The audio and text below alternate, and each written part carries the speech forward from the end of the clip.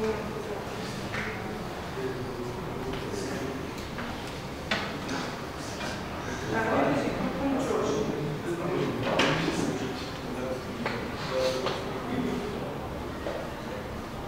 ли става?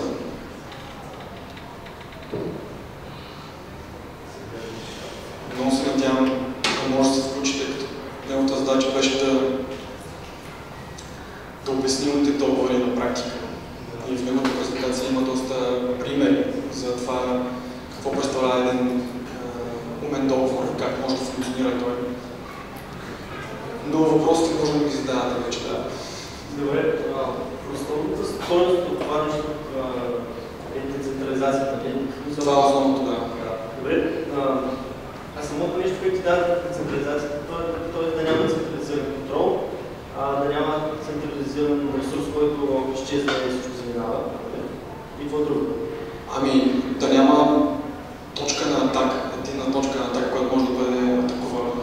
Отделно това ти предоставя възможността един вид Ethereum мрежата се превръща в трета страна. И това е една технологична трета страна. Няма нужда да ходиш при нотариус, може да вярваш на Ethereum мрежата. Няма нужда някакъв проблем договор да се изпълнява от съд, тъй като Ethereum мрежата ще го изпълни. И може да бъдеш сигурен, че това, което е заложено в него, ще се изпълни както е заложено.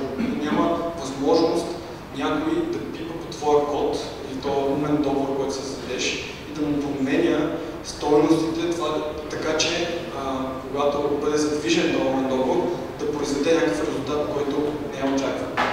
Но всеки може да види, който разбира какво представлява кода, какво представлява договора, в какви случаи какво ще се случи и въобще какви са всички възможни комбинации, които могат да се случат и в кои случаи ще се задейства какво. И тази информация не може да бъде променена. Нали? Няма място за субективност. Аз точно това ще почна от тия оракли, точно такива изглеждания, като централизация на... Кой? Оракълите, да, точно. И аз затова така ми е интересна все още темата, но идеята е, че в бъдеще се предполага, че ще има много такива оракли и ще за един и същ въпрос може информацията да се приема от много различни. И разбира се, да има някаква система, която да наказва или да поощрява тези, които се държат по правилен начин, да ни предоставят правилната информация. Както е в случай на Алгор, може да влезеш на сайта и да видиш как на практика функционира системата. Идеята е, че винаги се стимулира правилното, да кажа, подходящото отношение и поведение. Като ако ти предоставяш това, което си иска от теб, получаваш възнаграждение. Ако не го правиш, се наказваш.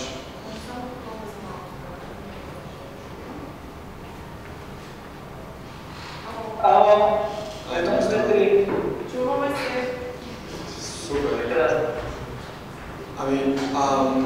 Добре. Има ли някои други въпроси? Там момчето отзад.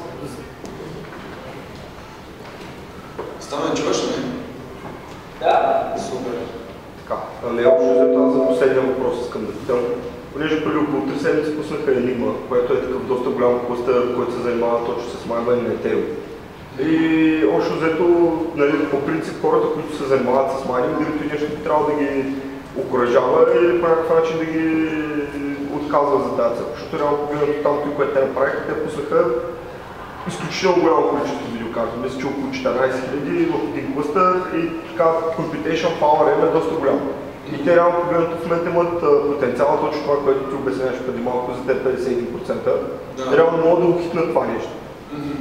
Само, тук е момента, че реално погледнато една от главните организации, които инвестира в изграждането на клъстър, е организация свързана с Ethereum. Да, така че някаква атака и тем подобни надали, но гледна точка на майнинг процеса, дали той нещо по някакъв начин влияе или не, което не е. Дали, през всички положения Proof of Work, както казах, е направен да е скъп, всяка атака да е скъпа. И в случая на биткоин, тъй като той функционира вече колко години, е изключително скъпа всяка атака. 50% в случая на Ethereum, тъй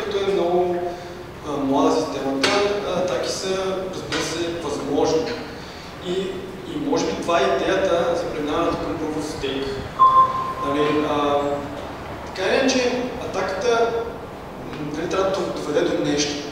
Те няма да атакуват с 50%, ако това по някакъв начин някакво преимущество или нещо, някаква финансова облага. И в този смисъл определено смятам, че е много по-малко защитена. И да се надявам бъдеще, когато се премине към Proof of Stake, такъв вид атаки вече те нямат атаките, това колко хардуер имаш, колко компютърна мощ имаш, няма да окаже влияние, вече няма да има никакво значение. Вече там значението ще е колко етери имаш, което също е проблематичен момент. Може да има хора, които имат много голямо количество етери. Но да се надяваме, че Vitalik е измислил системата така, че тези хора, които си залагат това количество етери, да знаят, че е възможно да го изгубят цялото, ако се окаже, че се опитват да правят нещо грешно. Нещо, което е в ущърб на цялата система. Така че смятам, че до момента, в който се премине към Proof of Stake, всяка атака е възможна. Точно какво означава да атакуваш обаче Ethereum мрежата, не съм точно сигурен какво означава. Знам, че в случая на биткоин означава да промениш, ти да си приемаш само блоковете. Ти си даваш някакъв блок, който може да не е с реални транзакции и да кажеш, че това е правилният блок и да го сложиш отгоре върху блокчейна и да кажеш, че това е най-дългата. Предполагам, че нещо подобно може да се случи в случая на Ethereum, но така или иначе в момента Ethereum не е толкова скъп и все още предполагам, че атаката не си заслужава.